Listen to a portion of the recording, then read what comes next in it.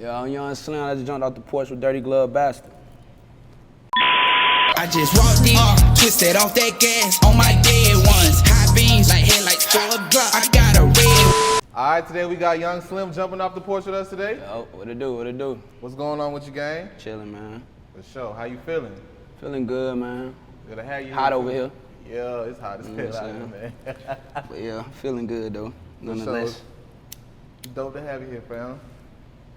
So tell us what you out here working on in Atlanta. Promotion. I got a new song dropped today. Dead One on all platforms, all streaming platforms, everywhere and everything. Video coming for next week, real soon, YouTube and everything. So right now, just pushing that song. It's my new single and everything. That's hard. How often you get the chance to come out here to work in Atlanta? I was honestly just down here a couple weeks ago. It was this little event that I was going to. Misfortunate things, you know, happened, whatever. I had to leave, but I was out here, nonetheless. It was hot that day, too. Let me go ahead and say that. But yeah, it was cool and shit. I like coming to Atlanta because it's like, I fuck with a lot of the artists out here, so the vibe is just a natural feeling in it anyway, you know what I'm saying? So. For sure. How would you compare working out here versus working back at home?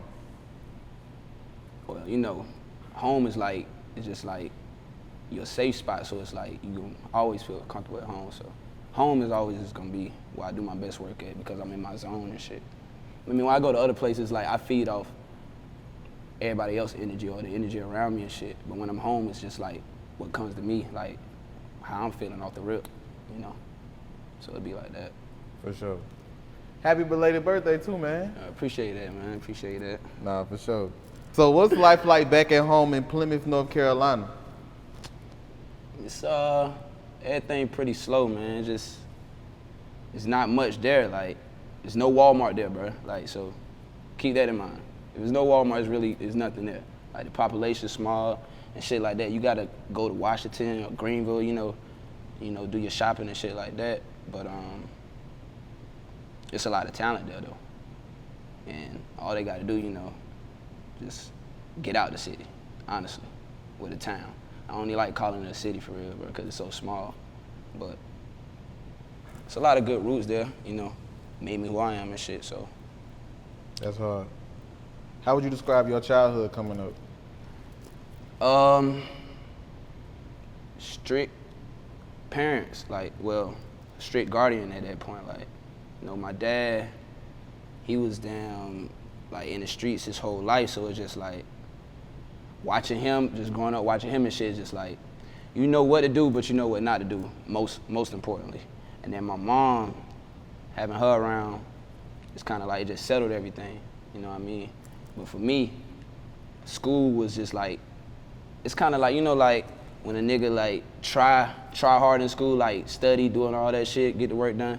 With me, the shit just came easily. Like, numbers was my thing, so math and shit was my subject. So school was just like, good grades was just like a given for me. I ain't even had to try and shit, so. When I got to high school and shit, was when I discovered, like, my passion for music in a sense. Like, I never really recorded, but I knew I had a passion for music, 'cause every time I got down, play a mainstream song or something, it's like, I gotta know all the lyrics to the song before I can be like, I like this song. And it's like, now I'm vibing with the song. And I gotta rap it the way that the rapper rap it and shit like that. So I was like, yeah, I got a passion for music and shit. And I went to college, ECSU. And it wasn't for me. It was for me, but because, you know, I guess the good grades, why not go to college, you know what I'm saying? But and my focus wasn't there. I got out there and that's when I met my homeboy and shit. And we started doing music and that was it. I was just doing music every day, bro. I was just there because it was somewhere, like, you know, chill and shit, but That's hard. Other than that, that's all it's been. For real, for real. So when would you say you jumped off the porch? 17. I graduated when I was 17, so when I got out there to college, it was like, you know, I was, at the point, my first semester, I completed it. But after that, I stopped going to class, so I got put on academic probation. Damn. But the letters that they were sending to the crib and shit, my mom won't knowing about it. So she ain't know that I was suspended from school for the whole period of time. So I'm out there in the dorms and shit, just living out there and shit. Goddamn, making money or whatever, doing what I can, this, that, third, until I find a job or whatever. That ain't last long.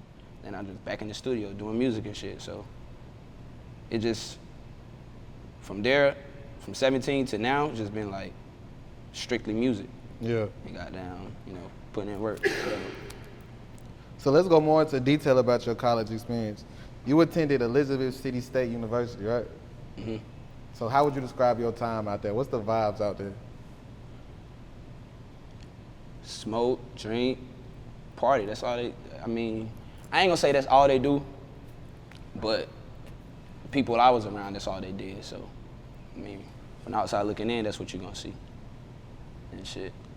But honestly, it was like another Plymouth for real, because it was damn near it's an hour away from my hometown. So it's like everybody that from my hometown or, you know, around that area would go out there, you know, when college parties pop off or Viking Fest, you know, homecoming, shit like that. So you would see familiar faces all the time. So it was almost like you were home for real. For sure. What were you studying? Accounting. Numbers. Did you end up graduating? Nah, told you, after the first semester, Yeah. I put on academic, it was it. It was a dub for that. Were you devastated about dropping out of college? The only thing that made me feel bad was letting my mom down and shit. Because I know she was the one that wanted me to finish through with it and, you know, get what I came there for and shit like that. But I knew with the music and shit what I had to offer, and I honestly saw the bigger picture. And when I broke that down to her, she understood where I was coming from, and ever since then she been by my side with it. So I'm thankful for that, you know. It was hard. What would you say is the biggest life lesson you learned growing up?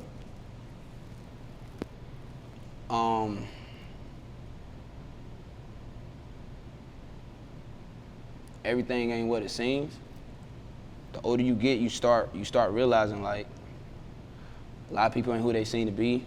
A lot of things ain't what they seem to be. It's like you just gotta go out there and experience for yourself in a sense, like as opposed to just hearing what people tell you your whole life, or you know what I'm saying, watching videos and shit. Like nah, it's like it's a difference when you actually in shit and you see it for yourself. So I say that right there is probably it. What would you say is the biggest obstacle you overcome so far in your life?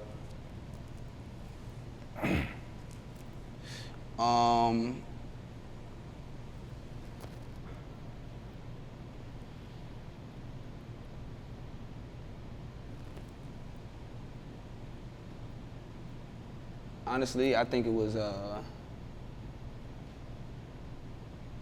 having to be away from home. Like since I was 17 and graduated high school and went to college and shit, I haven't been home for a period of time to where it's like I could be like I'm home and shit. So now, you know, the age I'm at now, it's like it's been years. So I think that's the hardest thing, because I'm so strong on like being a family person, like being around the people that, you know, love me and the people I love and shit. So it's like being away from them and shit, it's hard to goddamn keep going with the music and like stay true to myself, knowing that those are the people who make me and shit. But I could just keep a close contact with everybody as much as I can, and it helps me out and shit. But that's really the only thing I be having to overcome. For real. Everything else is a piece of cake. For sure. Where would you describe your passion for music coming from?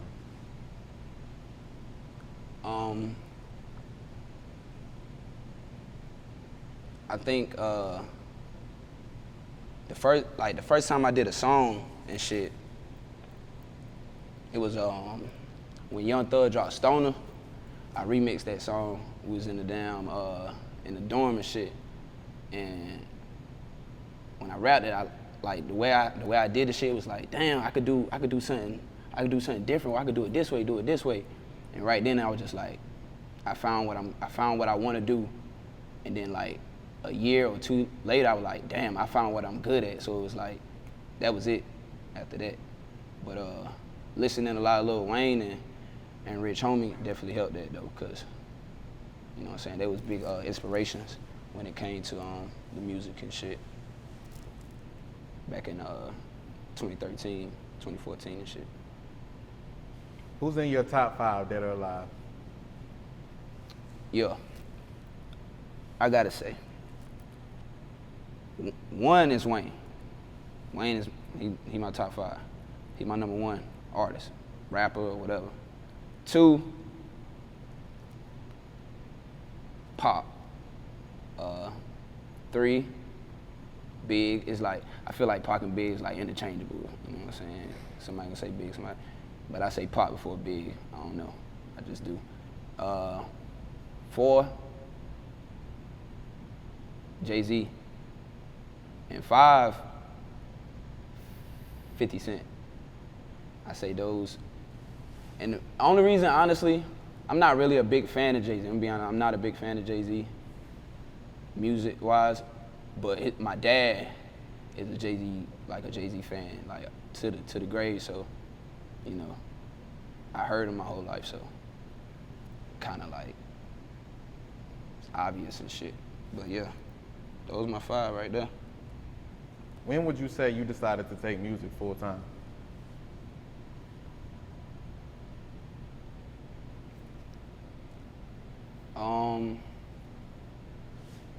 When I was working at a job back in Elizabeth City, and you know, as an artist, sometimes you had these moments where you like, throughout the day, you have a bar come up in your head or something. You be like, damn, I gotta get that shit down, or I gotta lay this shit down on the track right now. Yeah, that moment came up while I was at work, so I went straight to the boss and I made up an excuse to leave. And after I got home and shit inside and thought about it, I was like, damn, bro, I really just left work to come do some music, bro, that I'm not even making no money off of. Right then I knew that's what I was gonna do. I'm gonna make a way regardless, like music gonna come first. So, and that's what it's been. How did you get your rap name? A friend actually gave me the name, but I found like I got a meaning for Slim. It's still living in music, so that's gonna always be, you know.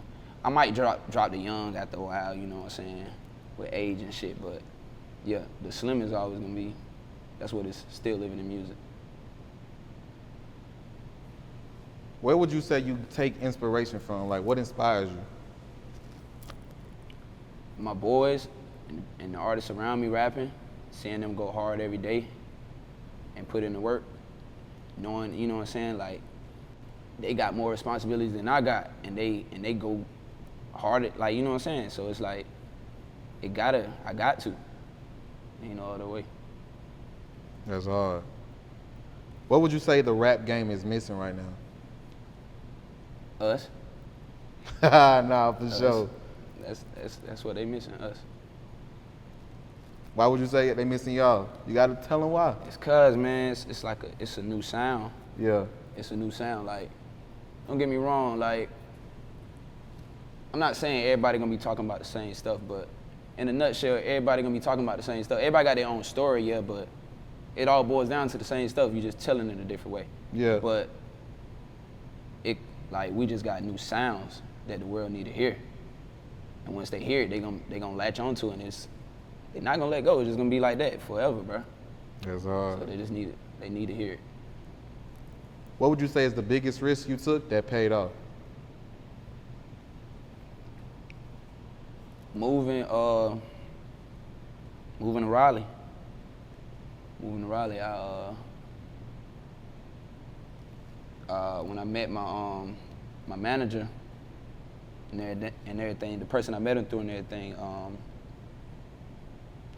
we started chopping it up, and he was on, like, I signed my music, he fought with it. We set out a blueprint, what we was gonna do, but he told me, he was like, only way this gonna work, bruh, like, you in a whole nother city, you know what I'm saying? Like, we gotta link up. Like, it's one thing to link up, we do videos on the weekend, but you know what I'm saying? You being over here and we really putting in that work day in, day out, that's a difference.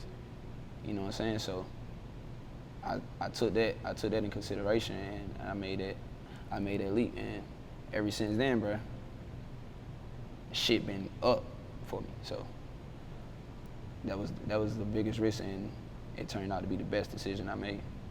For sure. Why do you think people overlook the talent coming out of North Carolina right now? Or not even not right now, because y'all got the map on crazy. Like, why do you think they overlooked North Carolina talent for so long? Because it's like, I feel like it's nothing like, what's the word?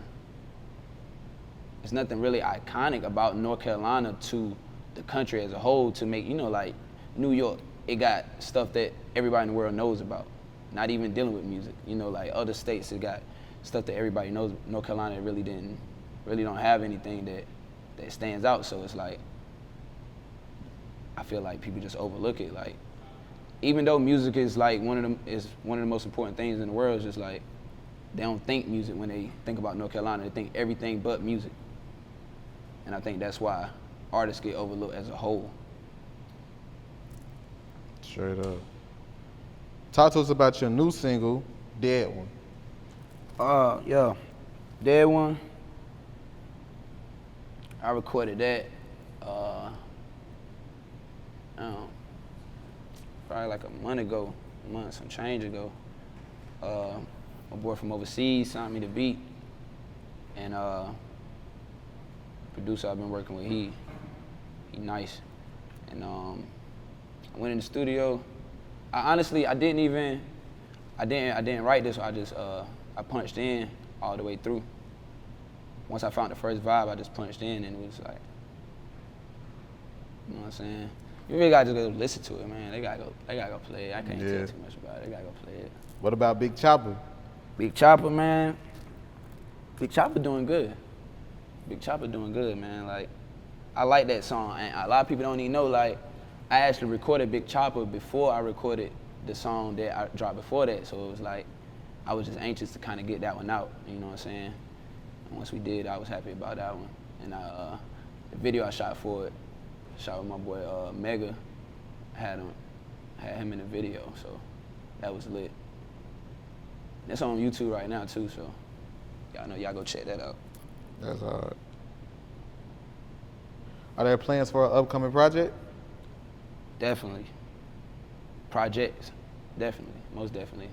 Been planning that for, you know, always planning for projects. Like, I done recorded so much music, man.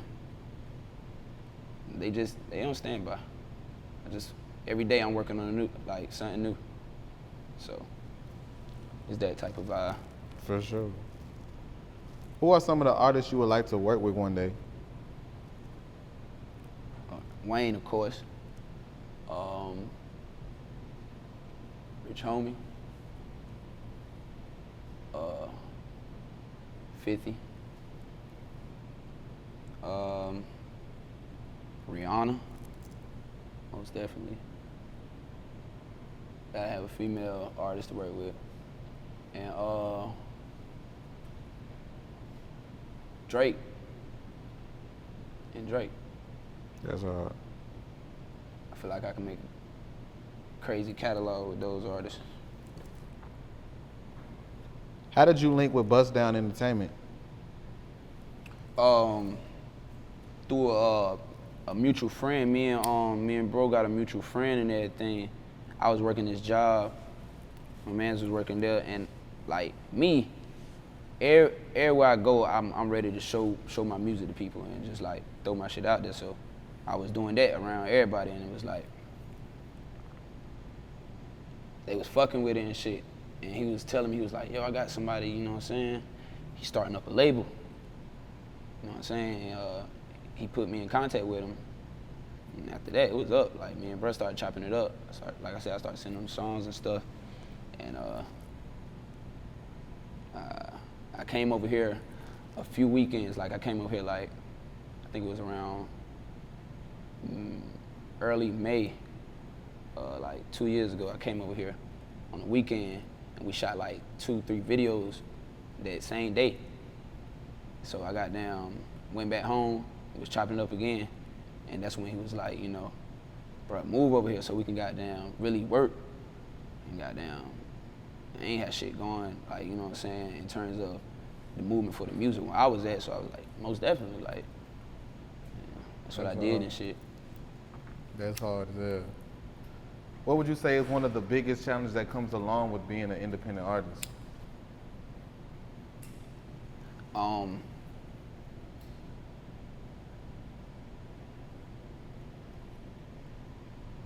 Not worrying about what a lot of people be saying about you. You know what I'm saying? Because don't nobody really know you but the people around you. You know what I'm saying? If they're not the ones saying, you know, whatever, then you shouldn't worry about that shit. But when it comes to artists, artists are the most talked about people in the world, if you ask me. Like, motherfucker can't get on the internet without talking about an artist. So I feel like that's the biggest thing, just not worrying about what people say, especially if they ain't gonna say it to your face. That's crazy. So what else are you working on right now?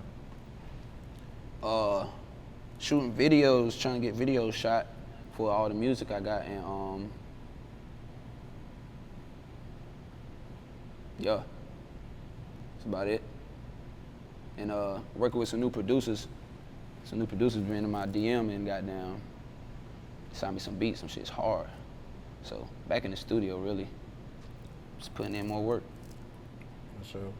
Any last words and shout outs? Yeah, you know, shout out my team, shout out my family, shout out God. That's it. I just walked in, twisted off that gas on my dead ones.